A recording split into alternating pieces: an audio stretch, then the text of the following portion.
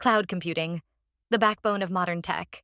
But what if the future isn't in the cloud, but back on the ground? Today, we're diving into the surprising trend of cloud repatriation. Hi, my name is Jessica, and I will be your host for today's podcast. To talk about this very surprising trend, today we have with us Biswadeep. Biswadeep is in the IT world for over 18 years and has worked in multiple big techs like IBM, Wipro, and now Atos. He is currently working as a security compliance officer and has a keen eye on this trend. Hi, Bis. Welcome to the podcast. Thanks for having me here, Jessica. I am sure our audience will be able to widen their perspective on cloud post this episode. I am sure they will, so let's get started here. So, Bis, what exactly do you mean by cloud repatriation? Well, it's essentially the process of moving data, applications, and workloads from public cloud environments back to on-premises data centers or private clouds. And get this, a recent Citrix survey found that 42% of organizations in the US are either considering or have already moved at least half of their cloud-based workloads back on premises. Wow, that's a significant number. But why are companies making this move? Wasn't the cloud supposed to be the ultimate solution for businesses? You'd think so, right? But as with most things in tech, it's not that simple.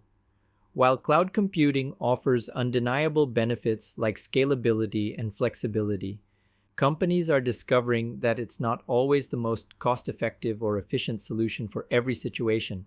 It's like buying a Swiss Army knife. Sure, it's versatile, but sometimes you just need a really good pair of scissors. That's an interesting analogy.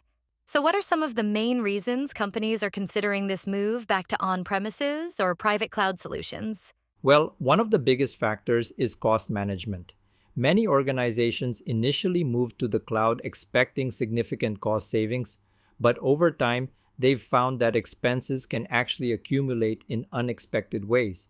It's like signing up for a gym membership with all the bells and whistles, only to realize you're paying for a bunch of classes you never attend. Oh, I've been there with gym memberships. So what kind of unexpected costs are we talking about in the cloud world?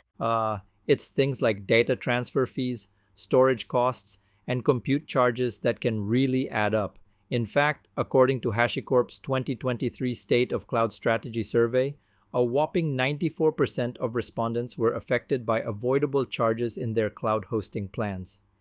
These often result from over-provisioning, leading to idle resources and infrastructure not being optimized for business needs. 94%? That's almost everyone.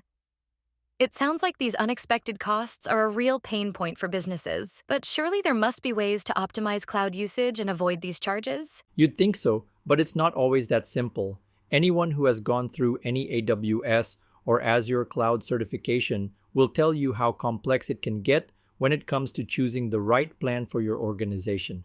It's like trying to decipher a menu in a foreign language. You might end up ordering way more than you need or can afford. I can see how that complexity could lead to overspending. But cost isn't the only factor, right? What about performance and control? Absolutely. Performance and control are major factors driving cloud repatriation. Some companies, especially those with demanding performance requirements or specific regulatory needs, are finding that on-premises or private cloud environments offer better control, lower latency, and enhanced security. That makes sense. But aren't the big cloud providers known for their reliability and performance?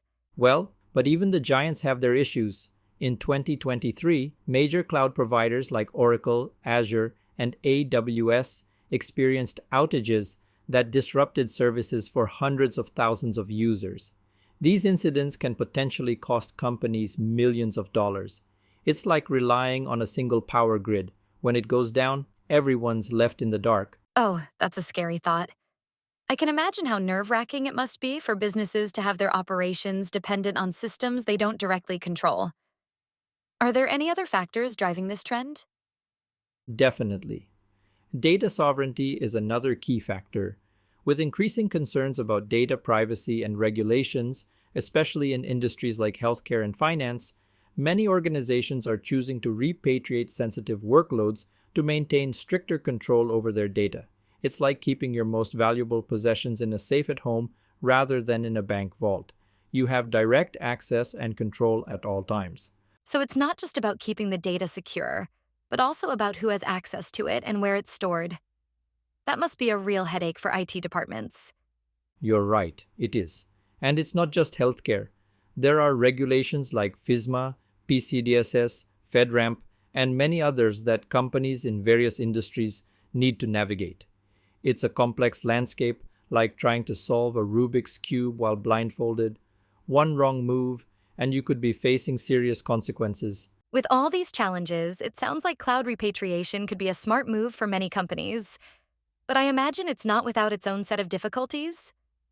You're absolutely right.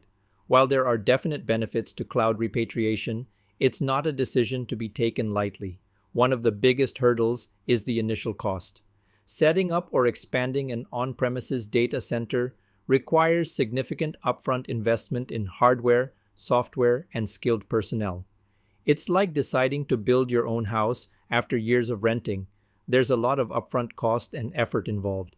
I can imagine that would be a tough sell to the finance department, especially if the company has already invested heavily in moving to the cloud. Are there any success stories of companies that have made this move successfully? Absolutely. One notable example is Dropbox. They moved 90% of their workload back to their on-premise servers and managed to save a staggering $74.6 million over 2 years by reducing their cloud usage. That's like finding a way to cut your rent in half while getting a bigger apartment. Wow, that's an impressive saving. Any other examples? Yes. Basecamp is another interesting case.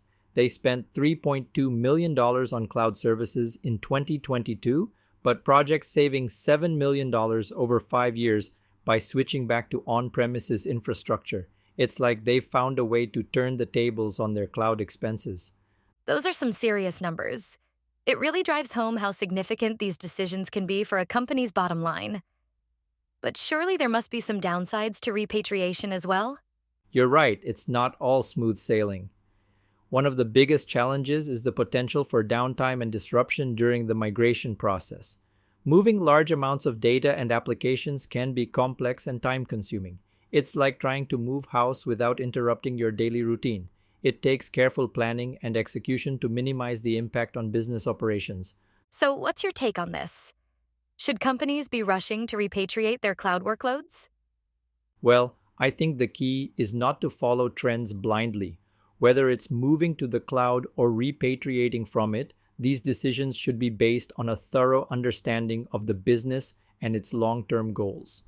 For stable businesses that can predict their data needs and growth over the next 5 years or so, staying on-premises or repatriating might make sense. But for startups or businesses with unpredictable growth, the scalability and flexibility of the cloud could still be the best option. That's a really balanced perspective. It's not about cloud versus on-premises, but about finding the right solution for each specific situation. Any final thoughts on the future of cloud repatriation? I think we're going to see this trend continue to evolve.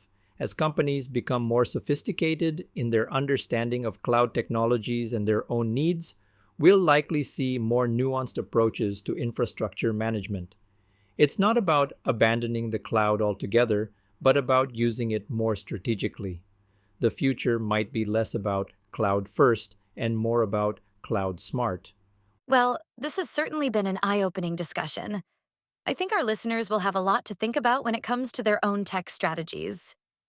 Absolutely. And as always, we encourage our listeners to do their own research and consult with experts before making any major technology decisions. The world of cloud computing and data management is complex, but understanding these trends can help businesses make informed choices that align with their long-term goals. Couldn't agree more. Thank you so much, Biss, for your time and perspective on this very important topic. You are welcome, Jessica. Well, that's all the time we have for today's episode of Let Us Lead. Thanks for joining us for this fascinating dive into the world of cloud repatriation. And remember, whether you're in the cloud, on premises, or somewhere in between, the key is to stay informed and adaptable. Until next time, keep your head in the clouds, but your data wherever it serves you best.